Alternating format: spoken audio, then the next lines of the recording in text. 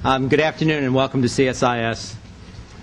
Our guest this afternoon is Guy Caruso. He's the administrator of the Energy Information Administration, EIA, and he's here to unveil the agency's 2007 International Energy Outlook. His remarks are on the record, and we expect to be able to post his presentation on our website either later today or first thing tomorrow.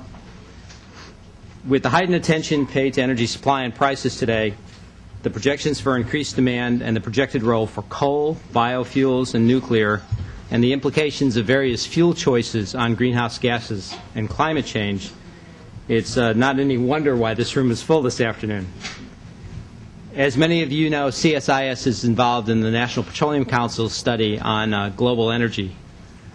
And one of the things we did was we looked at forecasts by a number of different institutions, both public and private, governmental as well. And when I look at the work that's been done at EIA, certainly for the United States, the data and analysis that goes into this is superior to almost anything in the world. There's very few forecasts that have integrated supply and demand and cover them in the level of detail. And a lot of that is due, some of it's institutional, but a lot is due to Guy Caruso's leadership. I've known Guy for almost 30 years now, and we were just children at the Department of Energy. In that period, I found that he's both thoughtful, calming, and comprehensive in his approach to energy. He has an intimate familiarity with energy markets. He's worked at the IEA, the EIA, at the CIA. There's a pattern going on here. But he's the right person at the right time for this job, because there's a lot of misinformation out there, and the need for data and analysis of what's going on in the market is just key for planning and for policymakers. So with that, let me introduce to you Guy Caruso, and we'll run through the presentation. Thank you. Thank you very much, Frank. It's a great pleasure to be here again, and good afternoon, ladies and gentlemen. As Frank has mentioned, I had spent some time here at CSIS. Doesn't seem to fit the pattern of the three-letter acronyms at EIA, CIA, and IEA, but it's certainly a lot better than some of the four-letter words I hear when the gasoline prices come out every Monday, you know. But I also thank your team here, Frank, Jennifer, and Bob, and now Dave Pumphrey. Really a great team you've put together, and looking forward to continue to work with the energy program here at CSIS. And I'll be presenting, as Frank mentioned, our latest International Energy Outlook, the IEO, which we do about this time every year. This year's projections go out to 2030. It's an extension to what we do in the domestic outlook, which is the annual energy outlook, published now several months ago. So it's completely consistent with respect to assumptions on GDP growth and oil prices, those that are critical to the outcome of the analysis. And I want to pay a special thanks to Glenn Sweetenham, who heads up the team in the EIA that does all the work to do the International Energy Outlook, and Linda Dolman, who coordinates this project. Thank you very much, Glenn, Linda, and the team that's behind you to do this work. And as Frank pointed out, as participants in the National Petroleum Council study that is currently underway, it's been very instructive to see work that's being done around the world on this type of analysis, and I, again, very appreciative of all the work of the team in EIA to put this together. Critically important, as always, are the assumptions that are behind this. I mentioned oil prices, which we'll talk about. The largest single driver in this outlook is the macroeconomic assumptions, the GDP assumptions for countries around the world, and we'll get into a little bit more detail on those, and population growth, of course, as well. But the other thing that's really very important to remember is that this is a long-term outlook based on policies and programs that are currently in place and on track as of January 2007. And you'll see from some of the results in here that changes in those policies, whether it have to do with environmental issues or efficiency standards that we're hearing and currently debating within the U.S. Congress, are being certainly discussed in the EU and in APEC. So clearly this is a picture that may change, but it's important to have this, we think, as a benchmark from which to think about the future. And as always, it's not so much the pinpoint numbers that will be shown here, but the trends and what the implications of those trends indicate. And some of the key highlights are shown on this first chart. We do expect that, driven by strong global economic growth, world energy demand will increase by nearly 60% over the next 25 years. And by far the largest share of that growth will be in the developing countries, particularly those in Asia. Another thing that the higher prices are making, I think, very clear as we have more time to analyze what's going on in investments is that unconventional production of liquids certainly will increase as a result of relatively high real oil prices that we're assuming here, and that includes oil sands from Canada, which we hear a lot about, but also perhaps coal to liquids that are being discussed in many places around the globe, and gas to liquids, biofuels, again, in this country, but also in a number of other countries, such as Brazil, are going to make an increasingly important contribution. Among the fossil fuels, coal will be the fastest growing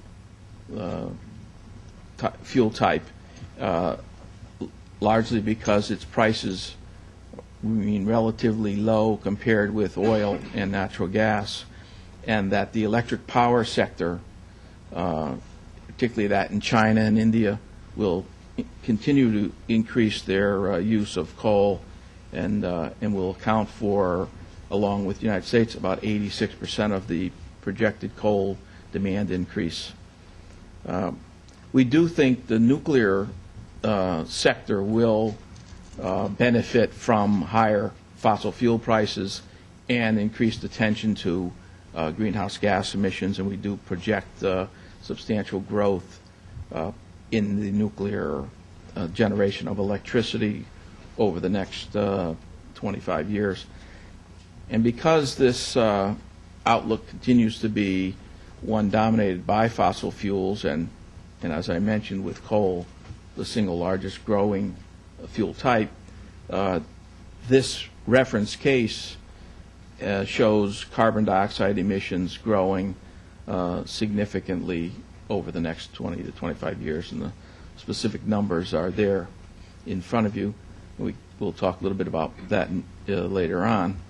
The point I made early on about developing countries being by far the largest growth in this global demand for energy is shown here, and that non-OECD or non-developed countries exceeds non-OECD demand for marketed energy, exceeds that of the OECD or industrialized countries around 2010.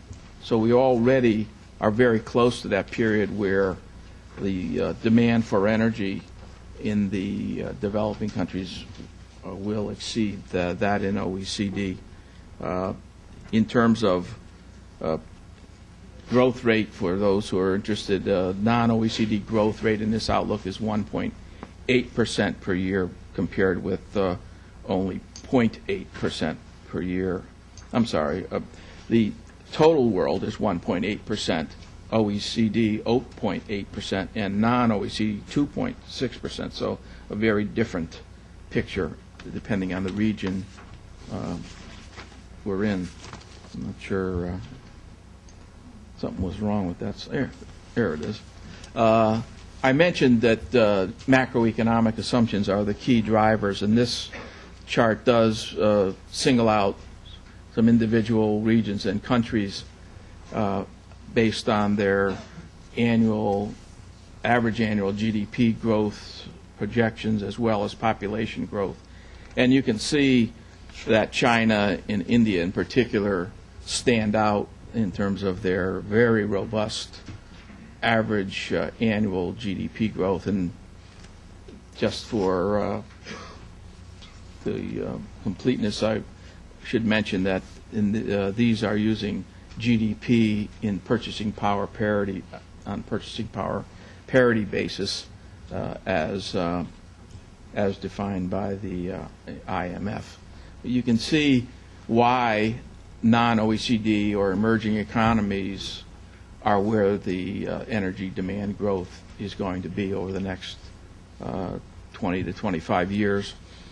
It's because that's where global economic growth is going to be. In addition, significant population growth is shown in the regions of Africa and the Middle East here, which also are an important component to the energy demand.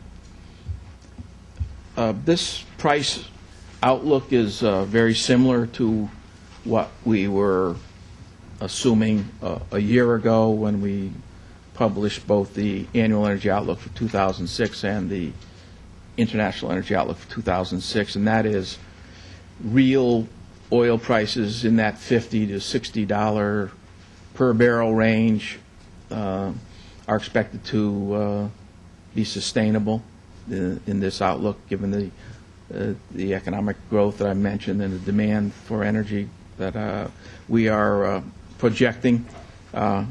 We recognize, as we all live through volatile energy markets, even in the last several years in particular, that there's a great uncertainty out there on energy prices, not only on a short-term basis, which we're seeing again this year, but even on a long-term basis. There's considerable uncertainty about the availability of the resources, even though we believe the resources are there in terms of ultimately recoverable resources.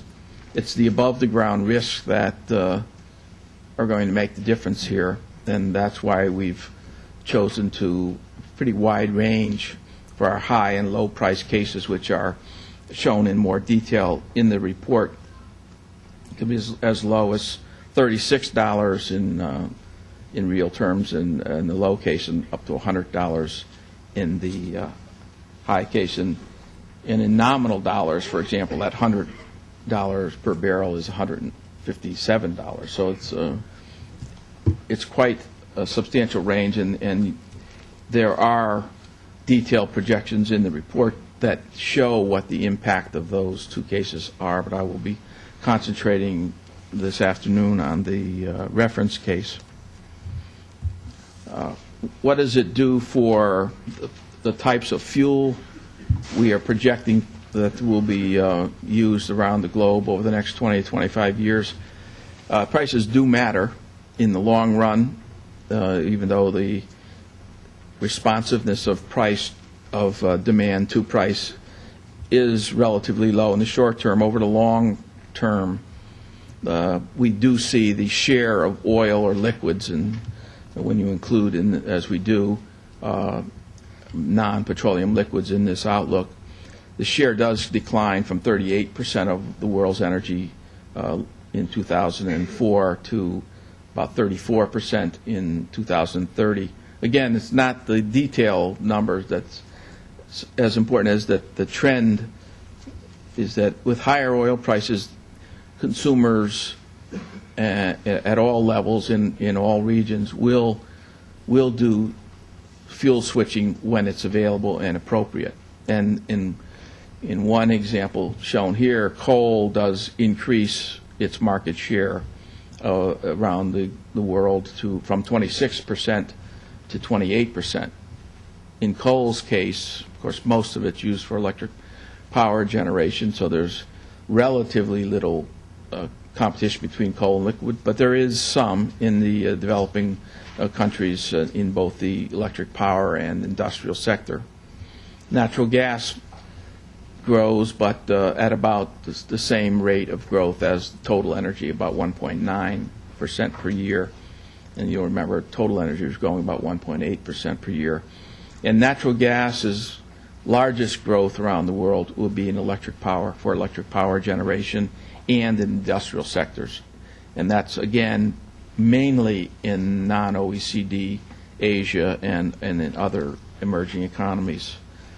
The renewables grows steadily, increases its share a bit. Hydro sources in places outside of the OECD countries still has some room to grow. Solar and wind will grow fairly rapidly, however, from such a small base, it still represents a relatively small share of the total. And nuclear, after many years of projecting that nuclear share would actually decline over this time frame, we now have it flat, and I'll show in more detail where that will be, but the nuclear component actually increases a bit compared to what we were saying a year ago. And this is shown here that a year ago we thought nuclear would be 35 quadrillion BTUs. We're increasing to 40 in this outlook. But other areas where there have been some changes, total demand is down a bit in 2030 compared to what we were saying a year ago. And that's mainly because we have slightly lower economic growth in the OECD countries and faster growth in non-OECD countries, and in the OECD countries with high energy intensity, that means that the impact on total energy demand is reasonably important and does reduce the total here by about 20 quadrillion BTUs. Other areas where there's some change worth noting is the natural gas on a compared to last year is down with the higher prices. We have slightly lower natural gas consumption, and that's largely in the electric power sector. And the liquids consumption by region, again, the two main areas where we see consumption of liquids growing are in North America and in the non-OECD Asia. In North America, it's up about 7 million barrels a day compared to what it was in 2004, and in non-OECD Asia, about 15 million barrels a day. So between the North American and non-OECD Asia consumption of liquids, those two together account for 22 million barrels a day out of a total world growth of 35 million barrels a day. Other areas which show important growth, although relatively small in total, are Central and South America and the Middle East. OECD Europe remains reasonably flat. And looking at the total, I guess I mentioned that the increase from 2004 to 2030 is about 35 million barrels a day, from 83 to 118. But the composition of how that's going to be supplied changes, and that is that OPEC's conventional liquids production grows steadily over this time frame, but non-OPEC conventional crude is close to flattening out there as you get toward the middle of this time frame. It goes from about 47 million barrels a day this year to 54. 53, whereas OPEC goes up by about 20 million barrels a day. But I mentioned that the higher price of oil does bring into play a significant amount of unconventional liquids production, led by oil sands of Canada, heavy oils in Venezuela, and as well as coal to liquids, gas to liquids, and increasingly important biofuels in this outlook, going from about 2.5 million barrels a day last year to over 10 in 2030. In looking at where will the non-OPEC liquids supply come from, we've shown here those regions which are expected to show significant increases. In the United States, we have some growth in deep water oil production in the next several years, and then over time, we also included in here are the unconventional liquids from biofuels and coal to liquids. So in the United States, we actually have some growth when you include these unconventional liquids in the outlook. Canada increased mainly because of the oil sands, and in the other areas, it's more conventional liquids of crude oil from Russia, the Caspian countries primarily, Kazakhstan and Azerbaijan. And then in China, it's a combination of, but mostly the result of biofuels and coal to liquids, which add to the Chinese supply of liquids. In Africa, again, growth there is West African, some of the newer producers, as well as some additional sources of supply. Central and South America, outside of OPEC, is mainly the largest increase there is from Brazil, and both deep water offshore crude oil as well as biofuels. Now, as I mentioned, OPEC would be by far the largest source of the increase in that 35 million barrel a day growth in liquids consumption. This shows that OPEC, how the 20 million barrels a day we're expecting from OPEC countries over the next 20 to 25 years will be allocated in our best judgment. And, of course, the Middle East with the high reserves will account for by far the largest share of that, going from 23.5 to more than 37.5. Other increases are shown there. West Africa being largely Nigeria, and now Angola, which has joined OPEC, is an important growth area, more than doubling of production from that part of Africa. Relatively flat elsewhere.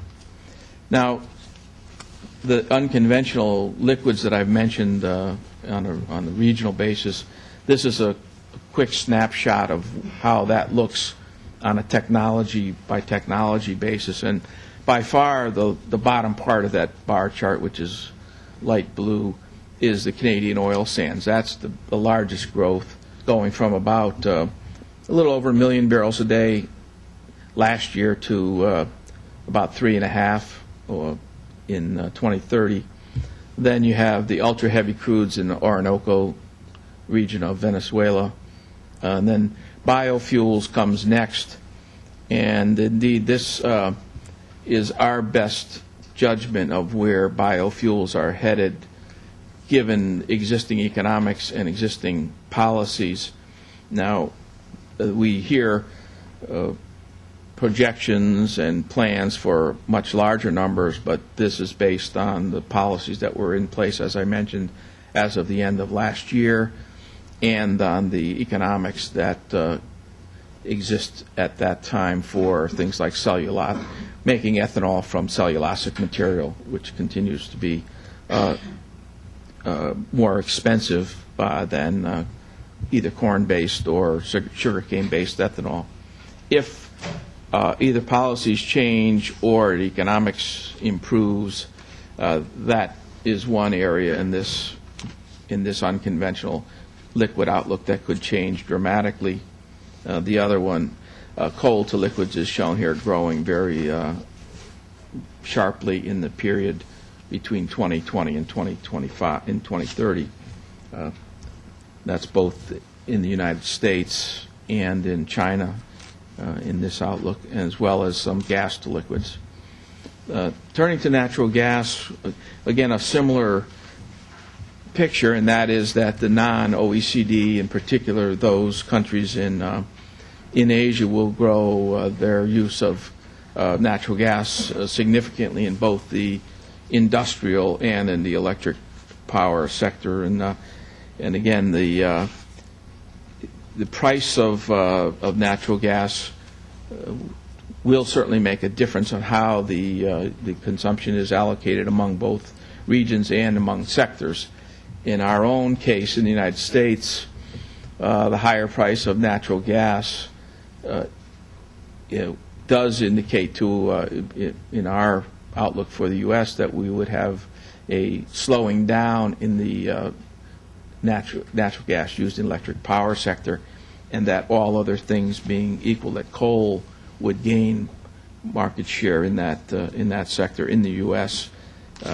If under the assumption that there are no carbon restrictions. So again, OECD is surpassed by non-OECD even in this sector as early as 2015. And where will that gas come from? By far the largest reserves of natural gas around the globe are in Russia, Qatar, and in Iran, and therefore you can see that the Russia and Middle East areas grow significantly here, increasing by about 20% over the 25-year time frame as a share of the of total gas supplies. We also see some growth in other non-OECD countries, such as the west coast of Africa, with LNG supplies from Nigeria and Angola increasing, as well as some Asian suppliers, such as Vietnam, as part of that picture. But the main takeaway from this chart is that it will be the supply of natural gas will be largely outside of the OECD countries, as the U.S., Canada, and European supplies are either flat or grow very slowly over this time frame. Mentioned that coal grows fastest among the fossil fuels, and this is shown very clearly here, in that it increases particularly in the United States, China, and India, all of which are largely because of the sharp growth in the electric power sector. Those three countries, U.S., China, and India, account for about 86% of all of the growth for coal in this world consumption outlook. Electric power generation doubles, or about doubles, over this time frame, and again led by the developing countries in the non-OECD. Put it in perspective, in 2004, non-OECD accounted for about 25% less in electricity generation than OECD. By 2030, it will be 30% more. So it's a dramatic turnaround led by those countries with very high GDP growth rates, as I indicated in the beginning of the presentation. I mentioned that nuclear power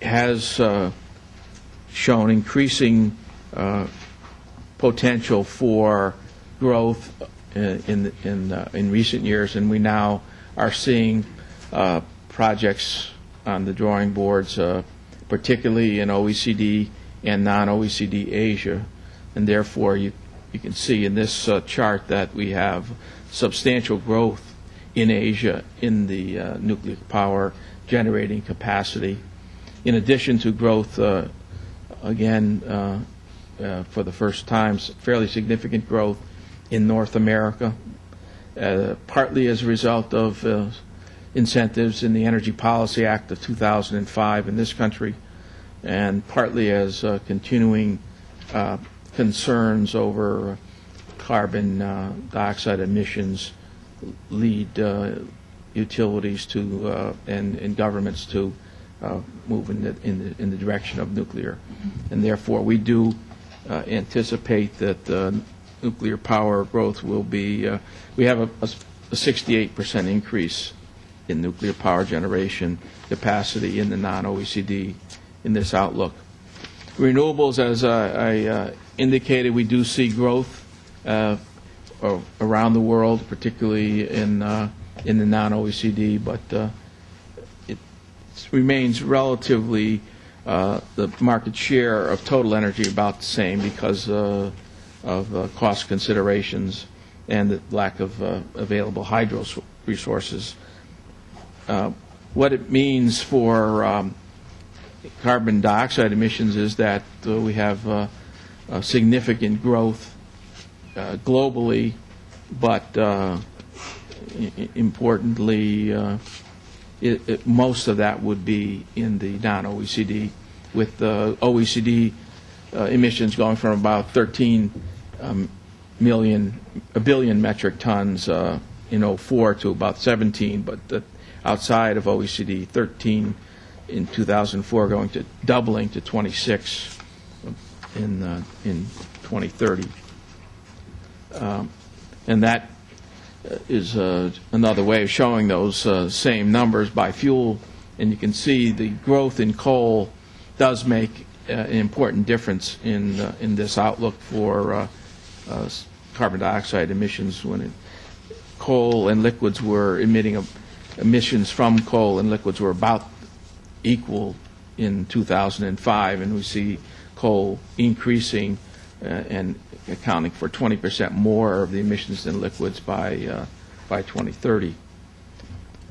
So let me conclude by where I began. That is that very strong global economic growth will lead to continued steady demand for energy consumption in the world over the next 25 years, based on this reference case. We do think unconventional liquids will increase as a result of the higher price of oil, and that with natural gas prices relatively high compared with coal, coal will increase as its share of total world energy, assuming that there are no carbon restrictions, and that developing country use of energy will exceed that of those of the industrialized countries by 2010, and will substantially exceed them by 2030. China being a leading consumer of energy and will be actually higher in use of energy than the United States by 2030. What this means for carbon dioxide emissions is that we will see a significant increase in carbon dioxide emissions under existing policies and under these current assumptions. So all of the of what I've presented today will be on our website as early as this afternoon, as well as additional special analyses that EIA does.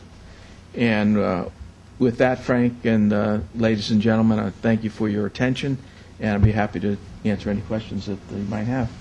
Thank you, Guy.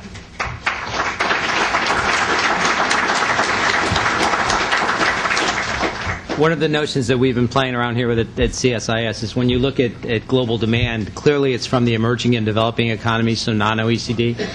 but increasingly the resource holders are also non-OECDs. So this concept of a changing map with changing rules is something we all need to be cognizant of. Questions? Two simple questions or two simple rules here for questions at CSIS. Identify yourself, and please ask your question in the form of a question. So, it's okay. We'll start right in the middle in the back here. Go ahead. Got the right mic. Hi, Dan Raviv of CBS News. I'll just stay down because of the camera, sir. The price outlook, which of the three is most likely? $100 or the 50s or the 30s? The gut feeling one will get from your projections of high demand makes me think that for oil price, it's likely to be higher toward the 100. What's your view? You know, our best judgment is that the reference case is the most likely outcome, but that it's not going to be a smooth path, as you know.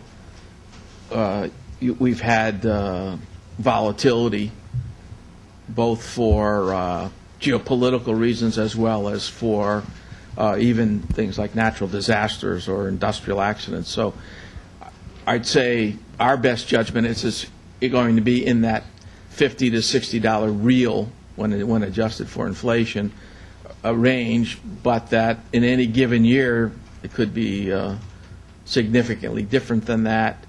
And if there are some things that have long-term implications, like changes in governments with large resources that decide to pursue a different policy, you could get significant. And we've looked at what if we're wrong about this resource assessment. I mean, you hear discussions about peak oil, and you hear other discussions that there may be, even significantly more resources. So we've tested the high and low cases against significantly lower resource base. That would get you the higher price, and significantly higher resource base would get you the lower price. And what the implications of either 39, or I guess 30, I think it's $39 on the low case and $100 on the high case. We do have the supply-demand numbers that result from those in the full report, which will be released today. Okay. Can we go all the way to the back here on the left? Go ahead, sir. Maybe a strange question, but is the war in Iraq having any kind of effect on the price, the skyrocketing record prices of gas here in the United States and around the world? The main effect on gasoline prices this year is largely in the downstream area. There's been significant amount of refineries offline, and the price of wholesale products has outpaced that of crude oil. So the actual crude oil component of the gasoline price so far this spring has not been the largest driver. So to that extent, Iraq or any other crude oil producer has had less of an effect than, let's say, would have been 2 years ago.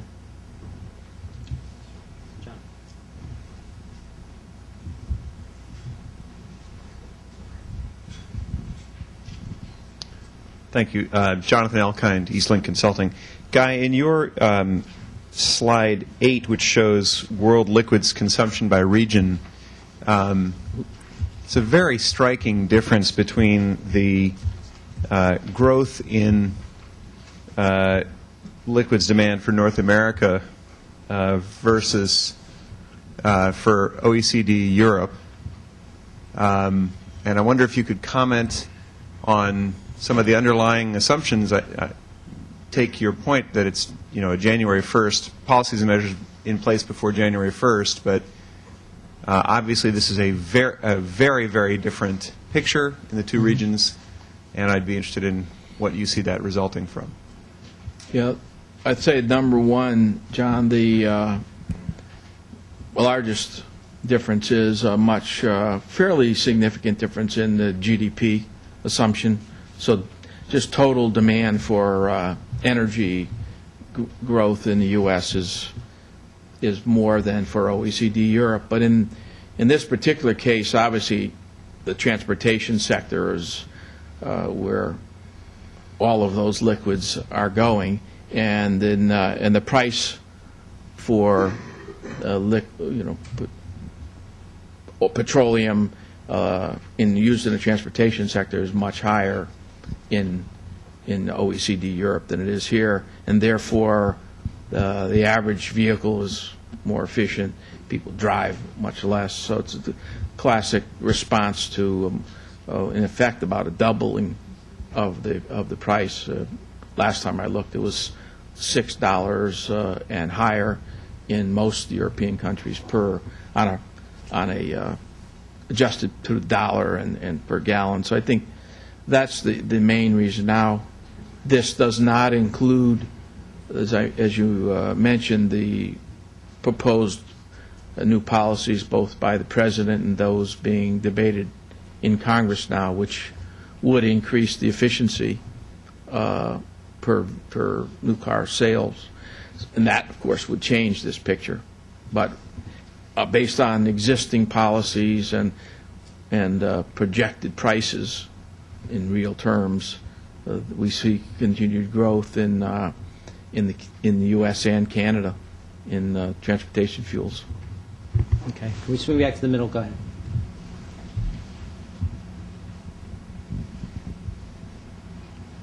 Straight back. Thank you.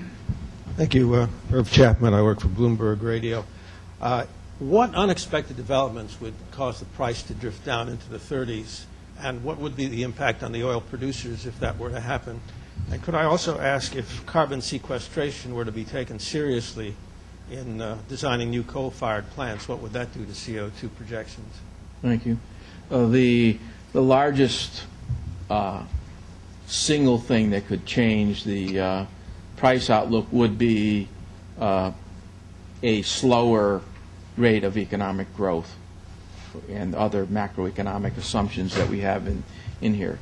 That if you got much lower economic growth than we're assuming in this outlook, that would slow down total energy demand. It would slow down economic activity, and that would then put, with all other things being equal, downward pressure on prices.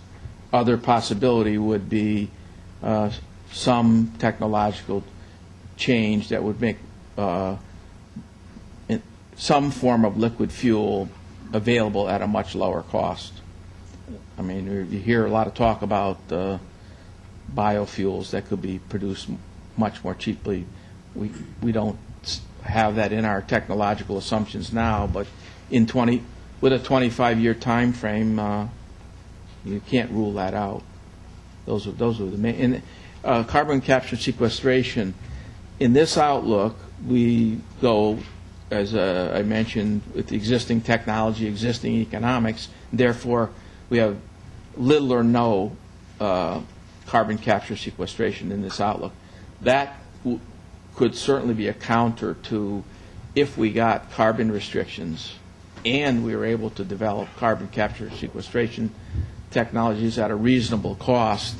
That would, again, be favorable for coal. So it would be a counter weight, if you will, to possible carbon constraints. Let me go with Elizabeth on the side here, and then we'll swing back towards the middle. Elizabeth Rosenberg with Argus Media. I'm wondering if you can talk a little bit more specifically about the natural gas picture in North America when you have the Alaska natural gas pipeline coming on, at what kind of volumes, and also what the strong non-OECD natural gas demand does for the forecast for LNG imports into the U.S. Thanks, Elizabeth. That's we certainly, in our outlook for North America, there's a couple things. One, we are expecting that there would be an Alaska pipeline on stream by 2018 in this outlook. And that would account for about 2 trillion cubic feet of new gas. The other main source of incremental gas for the U.S. is LNG. So and the reason why we are projecting U.S. imports of LNG to grow sharply is also related to North America, and that is our main supplier of foreign gas now is Canada. And what's happening in Canada is both a decline in their own domestic supplies available for export, and that we see steadily declining over the next 20 to 25 years, meaning that we'll need to replace the Canadian gas and any growth in imports with LNG. And we have LNG growing from about 6 billion cubic feet last year to 4.5 trillion cubic feet in 2030. Within Canada, we also are assuming the Mackenzie Valley, Delta Valley pipeline is built and on stream by about 2013. And that's very important. Now, if for some reason the Alaskan line is not built, or the Mackenzie Valley line in Canada is not built, that would mean, A, we'd have higher gas prices than we are currently assuming, which is our current assumption for natural gas prices in the U.S. is range from $5 to $6 per 1,000 cubic feet in real terms during that same time frame as I showed for the oil. And if either the Alaska gas is not available or the Mackenzie Valley Canadian gas is not available, we think will be higher gas prices, and we'll need even more LNG.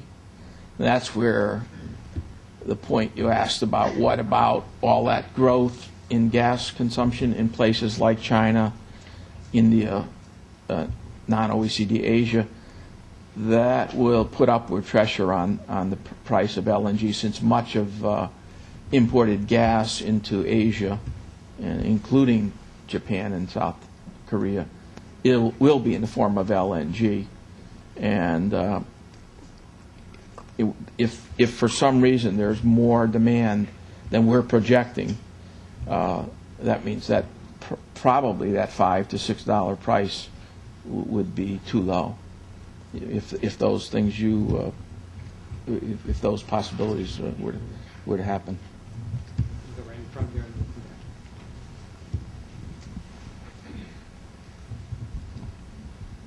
Joe Kamalik with ISIS News. In your long-term outlook for natural gas availability price, have you given weight or consideration to the possibility of a natural gas cartel being formed? The exporting countries are looking into that now.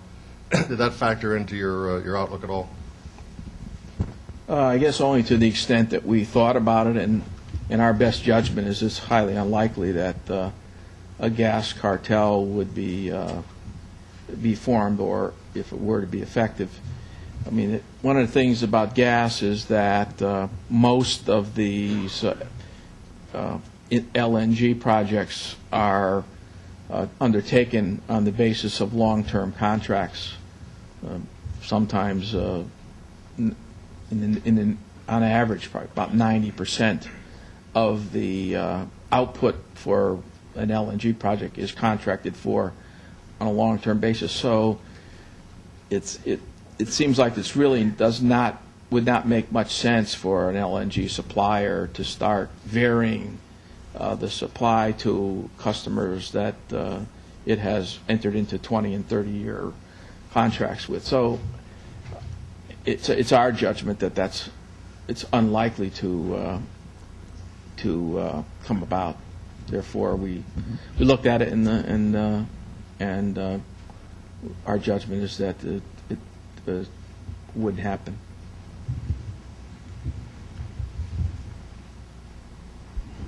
Bruce Averill from the State Department. You're showing a steady increase in consumption of liquids, slide previous to this one, and you're showing a steady increase in production of liquids. The units are different on the two. One's quadrillions of BTUs and one's a million barrels of oil equivalent. I assume that essentially your production and consumption are keeping pace with one another. One of the major factors, though, that's going to be dictating strategic issues is the potential misbalance between demand and supply. So what about production capacity? How do you see that evolving? Is there going to be any significant or increase, decrease in production capacity, particularly for liquids such as petroleum, over the short to medium term, as in terms of your outlook? Thanks. No, that's exactly right. I mean, what we're assuming is that the investments that are needed in those areas where the resources exist will be made to keep up with that demand, and that there will be enough of a cushion, so-called spare productive capacity, to keep the market in balance. Now, as you know, it doesn't always happen, and that's why you get these short-term perturbations. And indeed, it works both ways. I mean, in 2004, we used up almost all the spare productive capacity in the world, and prices have been rising steadily since then, and until the investment cycle can adjust to, I guess, put some downward pressure on price. And vice versa, in the 80s, spare productive capacity got over 10 million barrels a day, and OPEC couldn't keep the price from going below $10 a barrel. I mean, I don't necessarily think we're going to see that kind of swing again this time, but clearly it's in a industry that's have high front-end capital costs and long lead times. It's easy to get it wrong, as we've seen already in this decade, and how wrong on the other side OPEC got it in the 80s. So go back to the point I made, and that is that our long-term assumption of the price of oil is a nice, steady, straight line. We know it's not going to be a nice, steady, straight line, but the problem is you can't really predict those to that level of detail. But the trend is we don't think we're going back to the much lower prices, and we do think this represents a plausible assumption based on that outlook. Okay, we had a question all the way in the back here on the right.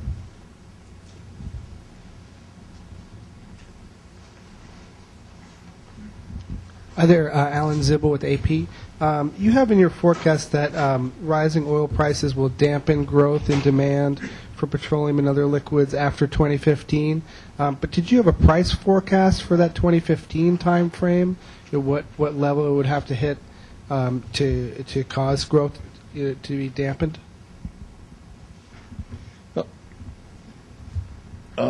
That's just based on the I'll try to find it. Yeah, on the assumption that prices, once the investment cycle that we're in now, which is clearly insufficient, and we don't have enough spare productive capacity, we do see that changing, and you can see we do have the price going down to roughly $50 in 2012 or so. But then the rising demand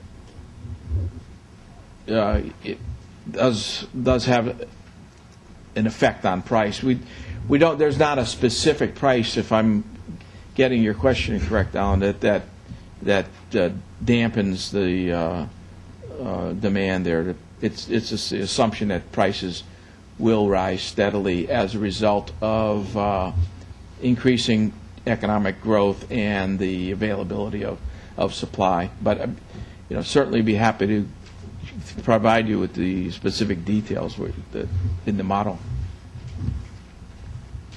Yeah, other questions?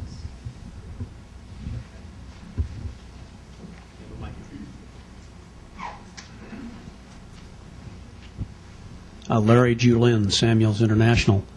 What assumptions are you making with regard to hydrogen? Okay, that's an easy one. We're assuming that hydrogen is not economic in this time frame in terms of hydrogen fuel cells, for example. We do not have any significant amount of demand for hydrogen before 2030 because of the current our assumptions of the cost of producing hydrogen in fuel cell vehicles.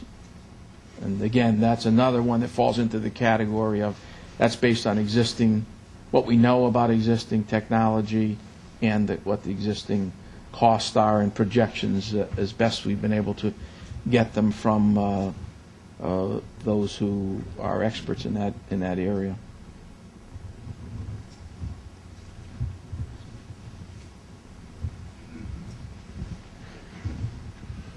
Thank you. John McCormick with the Energy Policy Center.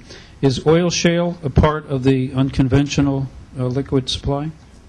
Yes. And to what degree? And at the reference price case, the similar answer to hydrogen, the price is still too high, still too low.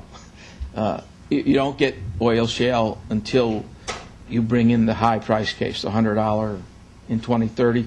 Then you do get some shale, and off the top of my head, I don't remember the amount, but it's it's several 100,000 barrels a day, I believe, but the number's in there. But it does take that high a price in real terms to bring on shale.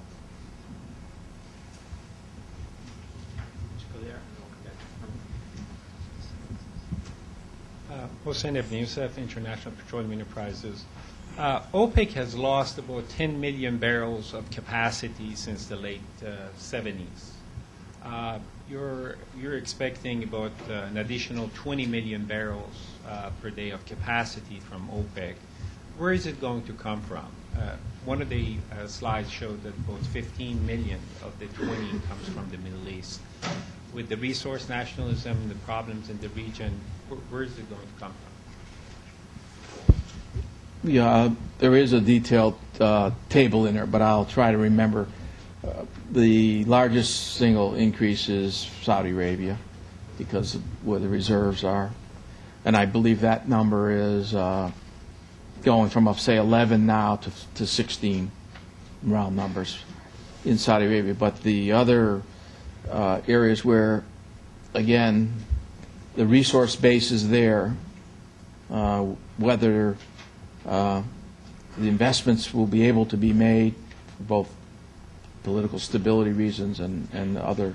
Iraq certainly has potential to go much higher, and a little bit of increase in as well as in Kuwait, UAE, and I think a small increase in Iran. But the specific numbers by country are in the report. But the biggest increase will be Saudi Arabia in this outlook in the Middle East. We had actually just looked at that. 1979, OPEC's production capacity was 38 and change, and last year was a little over 30 million barrels a day. 75% of the loss came from Iran, Iraq, and Libya, either sanctions or war or political upheaval. Yeah, another thing is that what this depicts is production. And right there, that 23.5 OPEC conventional liquids in 2004, I believe, is the base year, has the Saudis at about 8.5, and the 2030 number has them at 16. So, in fact, the actual, in the way this is constructed by production, is actually a +8. It's the same. The answer is the same, but I just wanted to give you a more precise answer.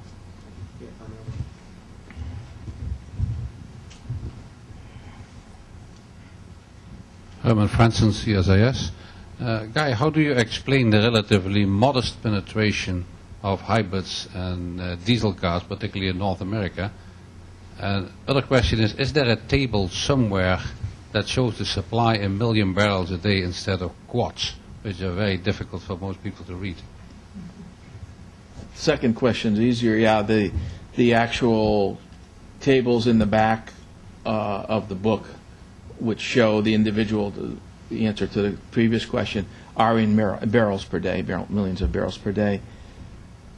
I think we have a pretty substantial market share growth for hybrids and flex fuel vehicles in this outlook for the U.S. We have it going up to, if I remember correctly, about 30% of new car sales in 2030, and it's less than 10% now. Now, you could say, maybe it should be more, and maybe it will be, but at least based on that price outlook and the assumptions in there. And again, there is legislation currently being debated on the in Congress now that would mandate even more efficiency. So again, if those policies change, we will change our assumptions about. But as of January 2007, that's our best judgment. And again, you also have to remember that at $50 to $60 real crude oil price, the implication for gasoline prices in the out years in real terms is $2.50, $2.60, something like that per gallon. Which Straight back, all the way back.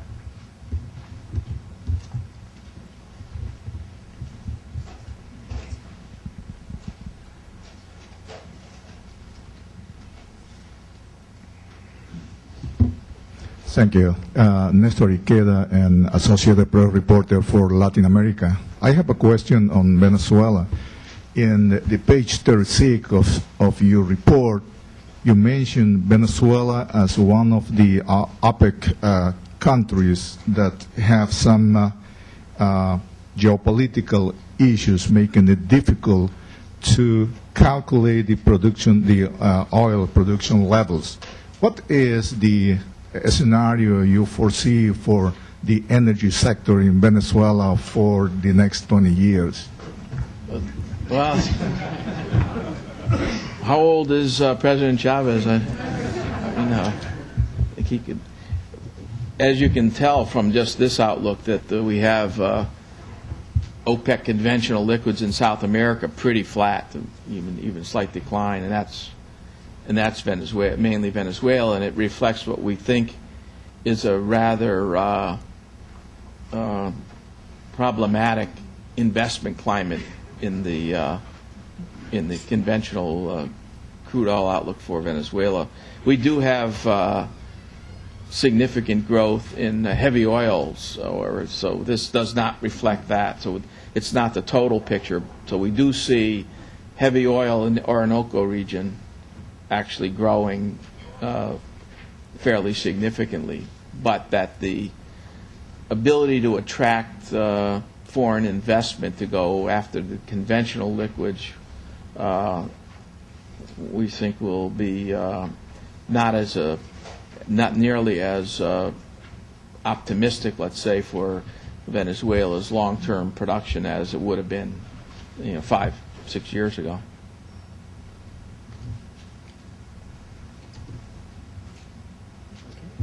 Nicely done. Please join me in thanking Guy Caruso, and thank you all for that.